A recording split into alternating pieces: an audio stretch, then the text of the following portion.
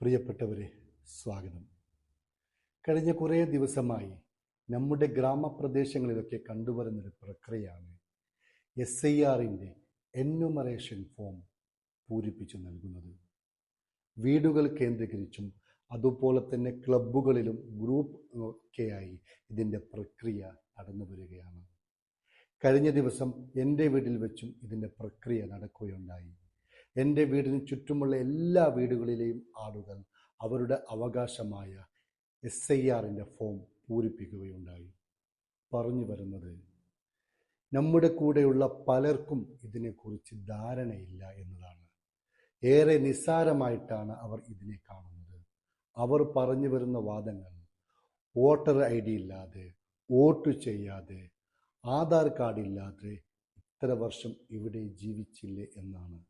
അവരോട് ഏറെ സ്നേഹത്തോടെ പറയാനുള്ളത്, ഇത് നിസ്സാരമായി കാണേണ്ട ഒരു പ്രക്രിയയല്ല SIR എന്നുള്ളത്. ജനിച്ചു വളർന്ന ഈ രാജ്യത്ത് നിങ്ങളുടെ പൗരത്വം തെളിയിക്കാനുള്ള രേഖ കൂടിയാണ് SIR എന്നുള്ളത്. ഇലക്ഷൻ കമ്മീഷൻ ഇതിനെ വിശേഷിക്കപ്പെടുന്നത് വോട്ടർ പട്ടിക ശുദ്ധീകരണം എന്നാണ്. വോട്ടർ പട്ടിക ശുദ്ധീകരണവുമായി ബന്ധപ്പെട്ടുകൊണ്ട് നിലവിലുള്ള സാഹചര്യങ്ങളിൽ ഇതൊക്കെ നൽകേണ്ടത് നാം ഓരോരുത്തരുടെയും അവകാശമാണ്. ഇത് നിങ്ങളുടെ പൗരത്വ രേഖയായി മാറാൻ വരെ സാധ്യതയുണ്ട്.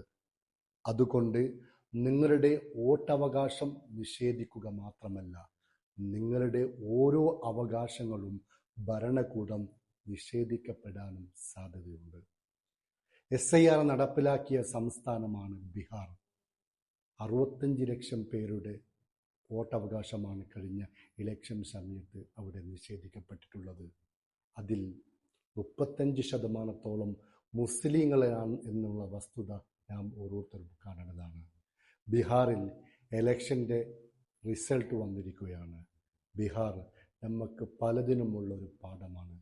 അതുകൊണ്ട് നിങ്ങൾ ഓരോരുത്തരോടും പറയാറുള്ളത്, നിങ്ങൾ ഏത് പ്രദേശങ്ങളിലാണോ ജീവിക്കുന്നത്, അതാത് പ്രദേശങ്ങളിൽ ഇതിൻ്റെ പ്രക്രിയയുമായി നടക്കുന്നവരെ നിങ്ങൾ നേരിട്ട് കണ്ടുകൊണ്ട് അവർ പറയുന്ന ഏത് രേഖയും ഹാജരാക്കിക്കൊണ്ട് SIRൻ്റെ ഭാഗമാകുക എന്നതാണ് നാം ഓരോരുത്തരുടെയും കടമ എന്നുള്ളത്. ഞാനും നിങ്ങളും ജനിച്ചു വളർന്ന ഈ രാജ്യത്ത് ഇവിടെ ജീവിക്കാൻ വേണ്ടി പൗരത്വം തെളിയിക്കപ്പെടാതെ നിൽക്കേണ്ട ഒരവസ്ഥ നമുക്ക് ഉണ്ടാവരുത് എന്നും കൂടി ഉണർത്തുകയാണ്.